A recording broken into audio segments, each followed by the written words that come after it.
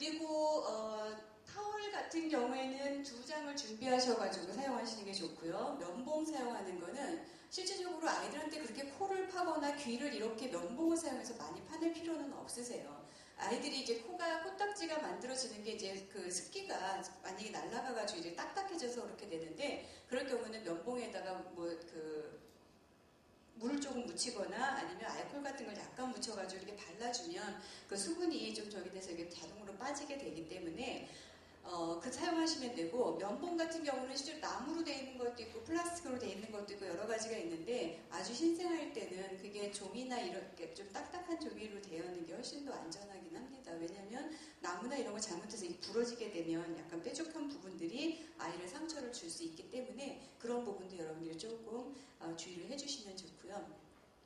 그 다음에 이제 아이들한테 이제 그 목욕을 하고 나면은 이제 수분을 보호해주기 위해서 보습제 같은 거를 발라주는데, 지금 여기 뭐 인터넷이나 사람들마다 조금씩 다 다르기는 하는데, 여기에는 지금 6대4를 비율로 섞어서 발라주라는데 실제로 이게 쉽지가 않아요. 그리고 제품들도 워낙에 이게 이렇게 섞여서 같이 나오는 것들도 있고, 제가 보기에는 여름하고 겨울하고는 좀 차이가 있는 것 같아서 여름에는 로션 정도만 발라줘도 될 것 같고, 겨울에는 약간 유분이 있는 오일이나 이런 거를 이렇게 발라주시면 좋을 것 같아요. 굳이 이걸 이렇게 섞어서 바르지는 않으셔도 될 것 같은데, 그거는 뭐 엄마나 아이나 이런 그 피부나 이런 거에 따라서 달리 하실 수가 있을 것 같고요. 마사지 같은 경우는 아이들은 어렸을 때는 그냥 이렇게 주물러 주거나, 아이들 같은 경우에는 어렸을 때는요 손바닥하고 발바닥 마사지만 해주셔도 돼요. 이렇게 문질러 주시는 거예요.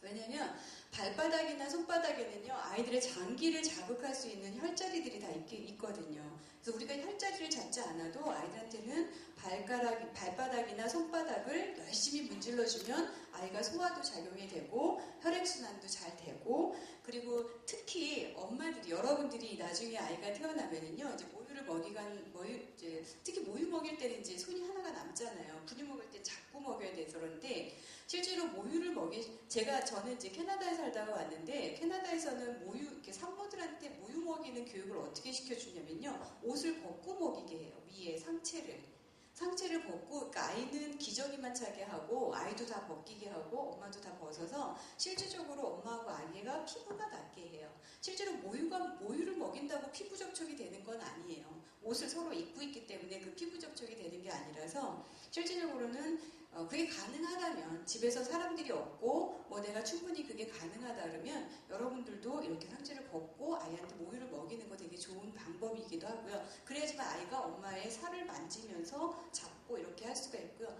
만약에 모유를 먹이면서는 아이 그 한 손이 남기 때문에 이 손으로 아이의 발바닥이나 손바닥이나 등이나 이런 데를 쓸어주는 거예요. 그게 마사지예요. 정말 여기다 눕혀놓고 지금부터는 무슨 밀킹을 할 겁니다. 그래서 애한테만 이렇게 꼭 하지 않아도 실질적으로 엄마가 일상적인 생활에서 언제든지 아이한테는 마사지를 해줄 수가 있고요. 또 아이가 그 뇌 활동이 잘 돼서 애가 나중에 똑똑해지고 공부도 잘하길 원하시면 아이의 엄지발가락을 많이 문질러 주시면 거기가 뇌하수체라는 그 자극을 해주는 부분, 혈자리가 있기 때문에 엄지발가락을 위쪽으로 바깥쪽으로 잘 문질러 주시면 되게 좋고요. 가끔 손가락 발가락 같은 경우는 자꾸 자극을 주면 혈액순환이 되게 좋게 되기 때문에 그런 것도 아이한테 되게 도움이 될 겁니다.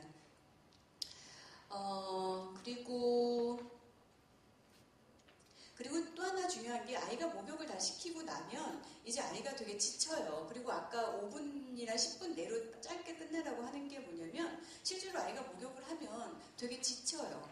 아이가 체력이 소모가 되기 때문에 이게 길어지면 길어질수록 아이가 힘들어지고요. 또 아이가 버틸 수 있는 그 한계점인 시간이 있어요. 이게 처음에는 안 울다가 시간이 가면 갈수록 애가 이제 힘들고 불편하고 이러니까 울기 시작을 하거든요.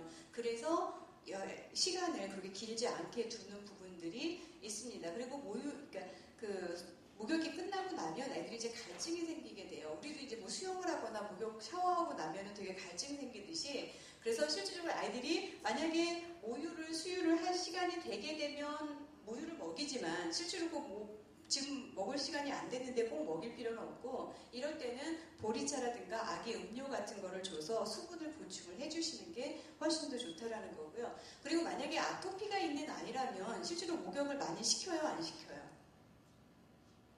대답을 하시라니까, 대답을. 아토피가 있으면 아이들 목욕을 자주 시키지 않아요. 왜냐면 목욕을 시키고 나면 우리가 되게 수분이 많이 촉촉해지기 때문에 되게 좋을 것 같아서 샤워를 자주 하면 좋을 것 같지만 실제로 목욕을 하고 났을 때 이 수분들이 날아갈 때 그 피부 표면에 있는 수분만 날아가는 게 아니라 우리 아기 몸속에 있는 수분까지도 날아가기 때문에 실질적으로는 훨씬 더 건조해진다는 거예요. 그래서 아기가 목욕이 끝나자마자 바로 보습제를 발라주시고 옷을 바로 입히셔야 된다는 거예요. 이건 아이뿐만 아니라 여러분들도 지금 여러분들도 마찬가지로 샤워를 하고 나서 나중에 막 열심히 돌아다니고 뭐 할 거 다 하고 이러고 와서 이제 막 보습제 바르는데 그게 아니라 보습제는 항상 어디 있어야 되냐면 목욕탕 안에 있어야 돼요. 욕실 안에 있어야 돼요. 그래서 샤워를 끝내고 나서 바로 물기를 제거하고 바로 보습제를 바르고 나서 그리고 바로 나와야지 그게 효과가 있는 거지 지나고 나서 바르면 벌써 수분은 다 날아간 다음에 바르는 거기 때문에 별 도움이 안 된다는 거죠. 아이들도 마찬가지로 갈증 해소를 시켜주시는 게 중요합니다.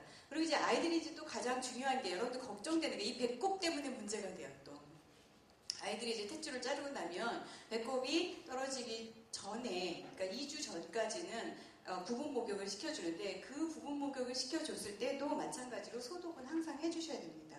근데 되게 이게 막 무서워가지고 소독 잘 못하는 그냥 겉에만 이렇게 살살 하는데 실제로 손으로 잡아가지고 거기 깊숙한 곳까지 소독을 잘 해주셔야 돼요. 여러분들이 생각하는 것만큼 아이가 그렇게 배꼽이 아프지 않아요. 근데 엄마들 생각에 막 손 들들들 떨면서 이거 얘가 아프면 어떡하나 피가 나면 어떡하나 이런 고민을 하는데 실질적으로 아이들은 그렇게 아플 정도까지는 아니기 때문에 약간 손을 벌려서 배꼽 안까지 소독을 할 수 있게 해주시고요. 이제 배꼽이 떨어지고 나서도 소독을 해주게 됩니다. 만약에 배꼽이 떨어지지 않을 때도 하루에 3번 정도는 소독을 해주셔야 되고요. 그리고 배꼽이 절대로 여러분들이 이거 주의하셔야 돼요. 배꼽이 지금 떨어질랑 말랑해요. 그러니까 오늘 보니까 떨어질랑 말랑해요. 그거 어떻게 하겠어요? 응? 뜯어도 돼요? 절대로 이게 내가 힘으로 그거를 떼어내면 안 된다는 거예요, 여러분들. 그게 떨어지지 않도록 잘해서 얘가 스스로가 떨어져야지 여러분들이 이거 막 답답해요. 막 여기 생기면 막 짜야 되듯이 막 그거 막 띄워주면 속이 후련할 것 같아요. 그러면 이걸 내가 인공적으로 띄면은 거기에 염증이라든가 덧날 확률이 훨씬 더 많기 때문에 걔가 정말 자동적으로 스스로가 떨어질 수 있을 때까지 여러분들이 떨어지지 않도록 조심해 주시는 게 좋고요. 그리고 배꼽이 만약에 떨어졌어요. 이제 떨어졌을 때도 목욕하고 나서는 소독을 해줘야 되는데 배꼽을 양손으로 벌려가지고요. 양손으로 벌려서 그 안까지 깨끗하게 소독을 하셔야 돼요. 그냥 겉에만 소독을 하는 게 아니라 그 안에 약간의 피 말라붙은 것 같은 것들이 항상 있게 되거든요. 그래서 그거를 잘 소독을 해서 다 빼어내야 돼요. 그래서 자꾸 빼줘야지만 거기에 깨끗하게 잘 아물게 되고요. 그리고 소독을 하면 실질적으로 거기에 소독한 소독약이 있을 거 아니에요. 소독약이 있으면 그게 습기가 있잖아요. 그러니까 소독을 하고 나서는 그걸 제거해줘야 돼요.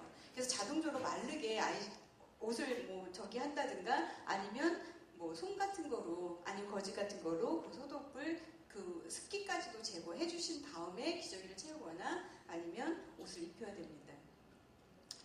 여자애하고 남자애하고의 차이는 실제로 이제 이거는 성기의 차이예요. 닦아줄 때 남자애들은 고추 있는 부분에 주름이 많기 때문에 거기를 잘 제거해줘야 된다라는 거고 여자애들 같은 경우에는 이제 그 성기 부분에 사이사이에 이렇게 노폐물들이 껴있기 때문에 실제로 그 사이사이를 깨끗이 닦아줘야 된다라는 거고 여러분들이 나중에 이제 기저귀를 갈거나 할 때 실제로 여자애들은 대부분이 물티슈나 이런 거를 닦아줄 때 앞쪽에서 뒤쪽으로 닦아주는 게 아니라 뒤에서 앞으로 닦아주라는 얘기를 어디서 많이 읽거나 들으셨을 거예요. 그거는 실제로 남자애들은 질이 없지만 여자애들은 항문하고 질하고 성기가 있기 때문에 그 항문에 있는 노폐물들이 뒤쪽에서 앞으로 닦아주면 항문에 있는 노폐물들이 실제로 질을 감염시킬 염려가 높다라는 거예요.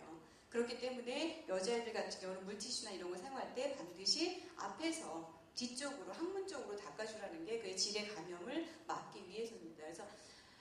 그래서 여러분들이 모르겠지만 어렸을 때 이렇게 다른 엄마들이 아이들 키울 때 보면 남자아이들은 그런 경우가 없는데 여자아이들 같은 경우는 밑이 가렵다고 칭얼거리거나 우는 아이들이 있어요. 그러면 엄마들이 대부분 깨끗한 물로 깨끗이 닦아주거든요. 그러면 괜찮아지는데 실질적으로 그런 그 곰팡이균이라든가 이런 것들이 그 질을 감염시킬 염려가 많기 때문에 그런 그 청결에 주의를 해주셔야 되고요. 그래서 반드시 아이들은 속옷을 반드시 팬티를 입혀놓고 애들 놀게 해야 돼요. 예전 같은 데 보면은 막 엄마들 그냥 집에서는 그 아무것도 안 입히고 그냥 이렇게 돌아다니게 하는데 그런 것들이 실질적으로 항문이나 질이나 이런 성기 쪽에 감염시킬 확률이 많거든요. 바닥을 아무리 깨끗이 청소해도 실질적으로 아이들한테 감염이 될 수 있기 때문에 반드시 속옷을 입혀서 아이들한테 놀게 해야 된다는 겁니다. 그래서 이런 식의 이 정도의 여러분들이 준비를 하고 그리고 나서 이제 목욕을 아이들한테 시켜주시면